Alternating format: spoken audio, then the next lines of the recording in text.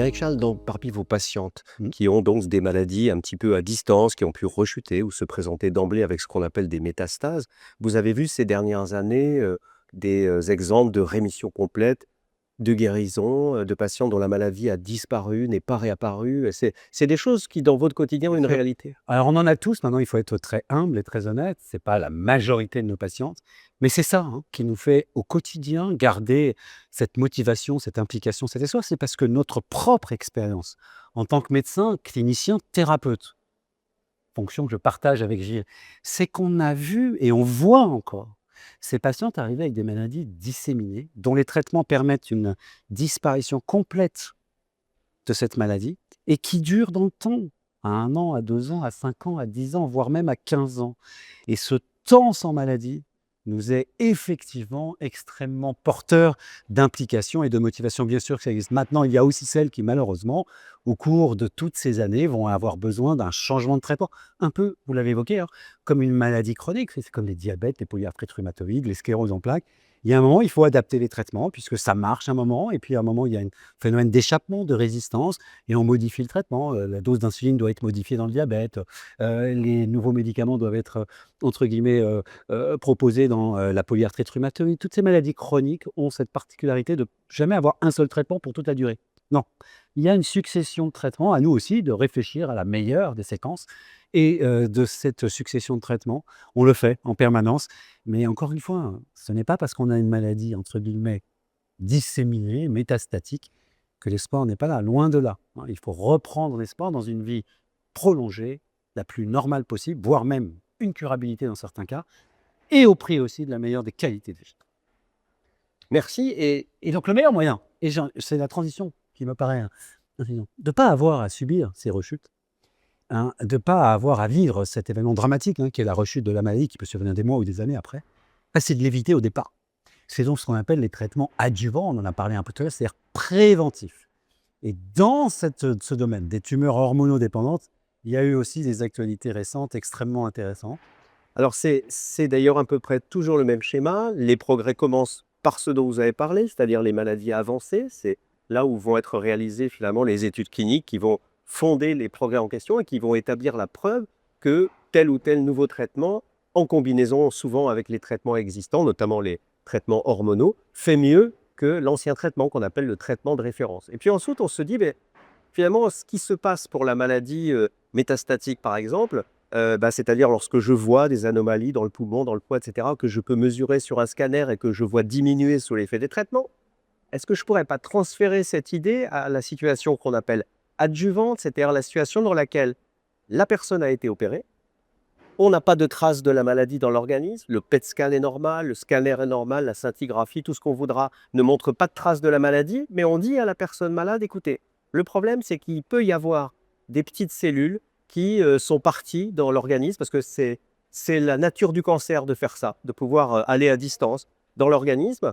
Alors ces petites cellules, il n'y en a pas tellement qui sont capables de survivre en réalité dans l'organisme, mais parfois ça peut arriver. Une cellule sur 200 000, une cellule sur 1 million, parfois elles vont être éliminées par le système immunitaire, parfois pas. Et puis on commence à avoir aussi cette notion de maladie dormante, c'est-à-dire qu'il y a probablement des cellules cancéreuses qui ne sont pas comme les autres et qui sont capables de s'endormir littéralement, d'hiberner dans l'organisme et puis de se réveiller 10 ans plus tard, 5 ans plus tard. Enfin.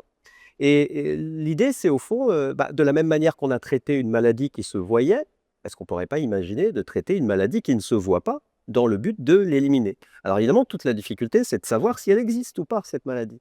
Et c'est souvent très difficile. Alors là, il faut dire qu'on a quand même aujourd'hui des technologies qui sont assez prometteuses pour savoir si cette maladie invisible existe ou pas, notamment par exemple ce qu'on appelle la biopsie liquide. Le simple fait de prendre un petit peu de sang et d'aller rechercher des petits fragments d'ADN qui sont largués dans le sang par les cellules tumorales et qu'on peut arriver à reconnaître parce que quand on regarde un bout de tumeur qu'on a prélevé, on va regarder les petites anomalies génétiques qui sont dans la tumeur, on les enregistre et on est capable ensuite d'aller les reconnaître sur les petits fragments d'ADN qui ont été prélevés dans le sang. Alors, ce n'est pas la panacée, ce n'est pas parce qu'on ne trouve pas d'ADN circulant qu'il n'y en a pas, mais enfin, c'est quand même une technologie aujourd'hui de plus en plus prometteuse et je pense que dans les années qui viennent, on aura cette technique pour suivre les personnes qui ont été opérées et probablement même on aura des techniques pour essayer de dépister les cancers avant même qu'ils soient réellement apparus. Bon, c'est encore une autre affaire. Mais toujours est-il que notre but, en fait, pour ces patientes qui ont été opérées, la plupart du temps, c'est de repérer celles qui, parmi elles, sont à plus haut risque de rechuter finalement. Et ça, au fond, on arrive aujourd'hui à le faire de mieux en mieux. Et c'est dans ce cadre-là que des études assez récentes, enfin en tout cas qui datent d'il y a quelques années, mais dont on a eu des résultats très actualisés, parce qu'il faut suivre en fait les personnes malades assez longtemps pour s'assurer qu'elles ne rechutent pas de leur maladie. Eh bien, des études qui ont introduit de nouvelles thérapeutiques ciblées en association avec les traitements hormonaux, eh bien, nous ont permis de montrer effectivement qu'on diminuait chez ces patientes à plus haut risque, on diminuait le risque de rechuter de cette maladie dans des proportions équivalentes d'ailleurs à ce que fait déjà la chimiothérapie, à ce que fait déjà le traitement hormonal traditionnel. Donc on a encore augmenté finalement le nombre de patientes qui vont guérir de cette maladie. Et d'ailleurs, un de ces traitements ciblés est déjà disponible en France et le second probablement le sera, en tout cas on l'espère, dans les mois qui viennent. Donc tout ça est fortement porteur d'espoir.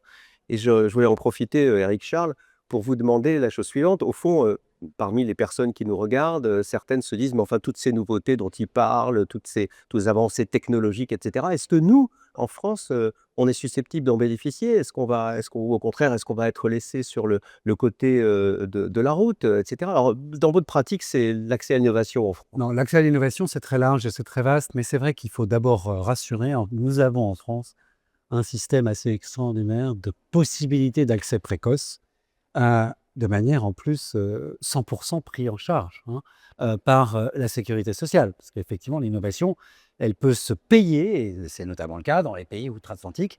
Là, pas du tout. On a un accès assez extraordinaire en France à ces innovations. Alors évidemment, toujours avec un retard légitime, réglementaire, tutélaire entre l'annonce des résultats prometteurs et la mise à disposition. Mais nous avons, comme vous venez de le citer, déjà dans les traitements anti-hormonaux cet inhibiteur de cycline qui permet comme ça d'améliorer encore le taux de guérison des formes à risque, entre guillemets. Et puis, ces nouveaux médicaments vont probablement, pour un certain nombre d'entre eux, pouvoir être à disposition dans les semaines, mois et au pire, années qui viennent. Mais vous savez, comme toujours, on est dans une période un peu complexe en ce moment et avec des tutelles qui changent, etc. Mais le système est bien fait en France, même si on peut regretter parfois un peu de retard. C'est comme la biopsie liquide dont on vous a parlé. Aujourd'hui, elle existe. Techniquement, tout est prêt. C'est juste une question de prise en charge financière, économique. Tout cela est important parce que il faut bien comprendre que ça peut paraître un surcoût au départ de donner ces traitements supplémentaires, de faire ces examens supplémentaires, mais ça sera toujours, sur un point de vue purement économique, plus rentable que de traiter des rechutes pendant des années. Donc, tout ce qui évite les rechutes, tout ce qui améliore la guérison, même si ça peut apparaître comme un fardeau économique un peu plus marqué au départ, a une rentabilité à moyen terme et surtout à long terme. Après, faut-il raisonner à moyen terme, long terme? Oui, idéalement, mais ce n'est pas toujours le cas de nos décideurs.